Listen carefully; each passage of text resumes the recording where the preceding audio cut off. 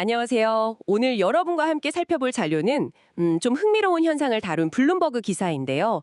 엔저 덕분에 일본 전체 방문객은 늘고 있는데 유독 한국, 홍콩, 대만 같은 일부 아시아 지역에서는 일본행 항공 계약이 확 줄었다는 소식입니다.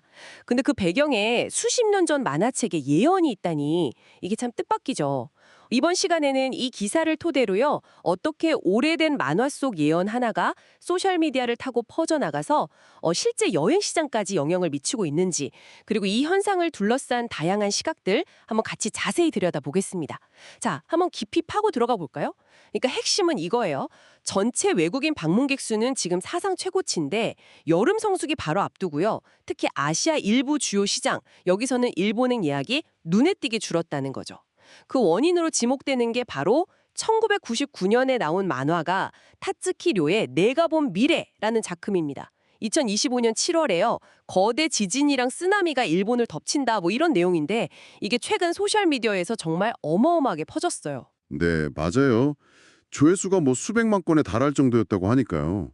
그런데 더 불을 붙인 건 이 만화가 2011년 동일본 대지진을 예언했다. 이런 주장까지 나오면서부터요. 2021년에 이게 재출간되면서 이런 이야기들이 다시 막 힘을 얻었죠. 물론 일본 기상청 같은 뭐 과학계에서는 현재 기술로는 지진 발생 시점을 정확히 예측하는 건 불가능하다. 이렇게 분명히 선을 긋고 있는데요.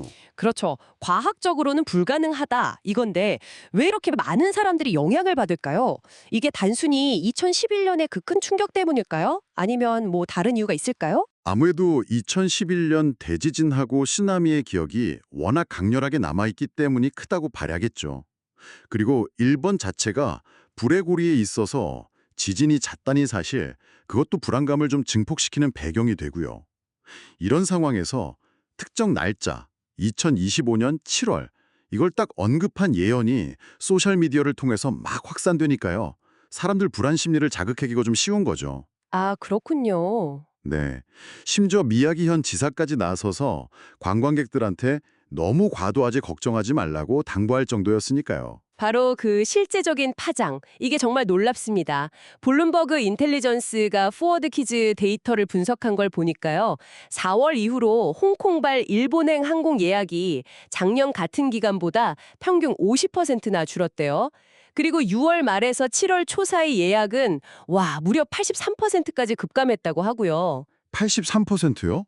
엄청나네요. 네. 그래서 그레이터 베이 항공이나 홍콩 항공 같은 곳은 이미 일부 일본 노선을 줄였다고 하고요.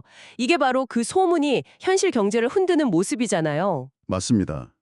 블룸버그 인텔리전스 분석가는 이게 뭐 일시적인 현상이고 여행객들의 위험 회피 성향 때문이다 이렇게 보긴 했지만요. 이건 그야말로 소문이나 어떤 믿음이 실물 경제, 특히 관광 산업에 얼마나 직접적인 영향을 미칠 수 있는지를 보여주는 아주 명확한 사례라고 할 수 있습니다. 그래서 캐세이 퍼시픽처럼 일본 노선 비중이 큰 항공사는 단기적으로 좀 어려움을 겪을 수 있다 이런 전망도 나왔어요. 그런데 이런 불안감에 약간 기름을 부은 요인들도 있었던 것 같아요. 그쵸? 홍콩의 어떤 유명 풍수사가 일본 여행 자제를 권고했다거나 뭐 일본 정부 지진조사위원회 보고서 같은 것들이요. 네, 맞아요. 물론 그 보고서는 30년 안에 난카이 해구 거대 지진 가능성이 높다 이런 내용이지 2025년 7월을 딱 집어서 말한 건 아니었지만요. 그렇죠. 그게 중요한 부분이죠. 시점을 예측한 건 아닌데 여러 정보들이 막 뒤섞이면서 불안감을 더 키운 면이 있는 것 같습니다.